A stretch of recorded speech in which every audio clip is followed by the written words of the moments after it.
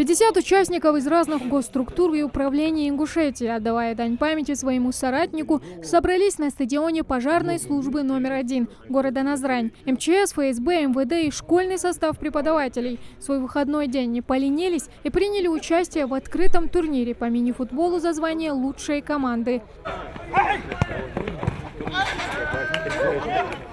Ваха Хамхоев, участник команды «Ветераны», принимает участие в соревновании уже 4-й год. Память о Мураде, друге детства, не позволяет пропустить такое важное событие. Оба они с малолетства были сильными игроками в своем дворе, не пропускали ни одной игры. Погибший Мурад дал гештоца, он очень сильно любил футбол, поддерживал именно нашу команду, поддерживал, помогал и формой, и мячами.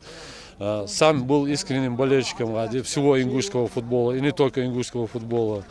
Я думаю, это мероприятие с точки зрения, даже, скажем, общения между людьми. Сегодня же выходной день, все как бы по домам остаются. А сегодня посмотрите, сколько народу собралось. Молодые люди между собой общаются. Соревнования проводятся по действующим правилам. Мяч для мини-футбола называется «четверка». Он отличается от профессионального увеличенной массой. Продолжительность встречи команд 2 тайма, по 10 минут каждый, плюс перерыв 2 минуты. В отличие от полноценного футбола, вместо 11 игроков на полях играют только 5. Выбор пал именно на этот вид спорта не случайно. Мини-футбол Мурад сам был и тренером команды нашей, и тренером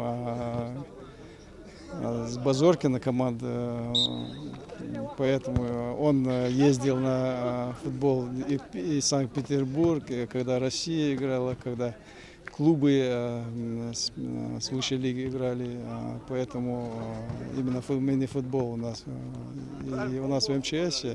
Полковник внутренней службы Мурат Тангиев погиб в ДТП 9 апреля 2014 года в поселении Залукокуаже Кабардино-Балкарской республики, когда возвращался из командировки из Северо-Кавказского регионального центра МЧС России. Он навсегда остался в памяти своих коллег. Сегодня их много и среди зрителей. Полковник Тангиев Мурат был человеком ответственным, порядочным, исполнительным. Мы все в коллективе запомнили его именно таким. На него всегда можно было положиться. Если полковник Тангиев давал слово, мы знали, что это слово, что бы ни случилось, будет выполнено. То есть в нашем понимании он был мужчина. Пропустить кубок не мог генерал-полковник Николай Летюк. Сохранение памяти офицеров, трагически погибших при исполнении служебного долга – одна из основных целей этого спортивного праздника. У нас на Северном Кавказе это уже традиционно проводить мероприятия, памятные турниры в честь людей, которые много принесли пользы, много отдали силы и средств на развитие Северного Кавказа, развитие МЧС России. И эта традиция заложена со дня образования Северо-Кавказского регионального центра МЧС России.